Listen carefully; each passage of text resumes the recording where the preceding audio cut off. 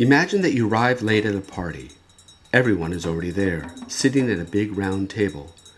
The host invites you to sit down with the others, and you realize that you're engaged in what appears to be some kind of game. The host tells you nothing other than to sit down and join in. Let's say that you quite like playing poker, and you get excited at the prospect of participating, but you quickly realize that this is not poker. Then it dawns on you that you actually have absolutely no idea what is going on. You turn around to consult the host, but he seems to have disappeared. You take a deep breath and keep quiet, not wanting to reveal your ignorance quite so early in the evening, and you quietly continue to observe. You observe that the players are using a common deck of cards resembling tarot cards, each card with an elaborate picture on it, such as a warrior killing a lion, or a lady holding two crossed swords. It's obvious that they are trying to convey some kind of message to each other through their cards and their body language, and it is also clear that you probably cannot work out the meaning of this game until you have a sufficient number of cards. But you start to ask yourself, what exactly are they trying to convey? What is the main point of this activity? Are they telling their life story, making up a story for each other's entertainment, or perhaps is each a combination of cards worth a certain number of points? If it is a game, how do you win it? And if it's not a game, what is the point of it? A story of this type was imagined by a well-known Italian fiction writer, Italo Calvino. The point of his story was that every player is trying to tell others about their life, but they are stuck with only cards. Calvino's card game is like our dialogue with nature, in other words, the rest of the universe. Each of the players at the table represent different aspects of nature, and you are the observer. For example, one player could be economics, one player could be physics, one could be biology, and one could be sociology. Each of the players in turn reveals a little more about their own rules and behavior as time goes on. Nature, like the players, is silent, but reveals its intention through events and surrounding environment. Unsurprisingly, the language nature uses to communicate is information.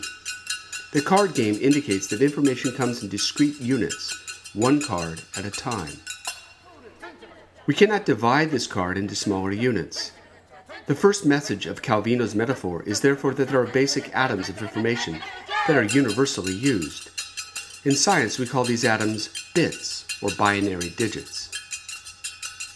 The second message of Calvino's story is that any sequence of cards, no matter how transparent its message may seem, has still to be interpreted by the observer, in this case you and the other players. The interpretation may or may not be true to what the player intended to convey. It may vary widely between different observers, and furthermore, the observer himself may have several different views of what he has observed. This is synonymous with the inherent uncertainty we find when we observe nature, and two people may have radically different interpretations. Interestingly, when it is your turn to play, you become the player and nature becomes the observer. As you lay down your cards, this reflects back on nature. There's a duality here. You cannot be at the table without affecting the game. This is the third message of Calvino's story, that in real life you are simultaneously the observer as well as being the player. The fourth message we can draw from Calvino is that the same card can also mean different things based on which other cards it is drawn with. Regardless of who observes it, each card has its own inherent degree of uncertainty. The same red dragon card can mean danger, fear, or represent the country of Wales, depending on the other cards in the set. Once the whole set of cards is presented, the meaning of each card within this context becomes clearer. Therefore, relating Calvino's second and fourth points, these cards, as well as representing bits, depends on who interprets them, as well as the other cards they are drawn with. In this sense, we cannot look at any card individually. They must be considered within the context of the sequence of cards they are drawn with. It is no surprise that this property in science goes under the general name of contextuality. One of the most striking conclusions that follows from this contextuality is that we can never be sure about our interpretation of nature, given that the next bit of information could falsify our previous view and completely change the essence of the message. In science, for example, we could see 1,000 experimental results confirming a particular theory, but one subsequent result could completely falsify it and indicate that we have utterly misunderstood the message that nature is conveying.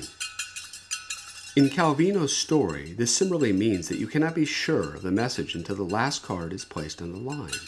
The last card may change the whole point of the story. This is very reminiscent of the ancient Greek philosopher Socrates' statement that no one should be considered happy until they are dead. You may be happy for most of your life, but until your last breath, you can never be sure that you had a happy life. We will see that the whole edifice of scientific knowledge also rests on this kind of brutal logic.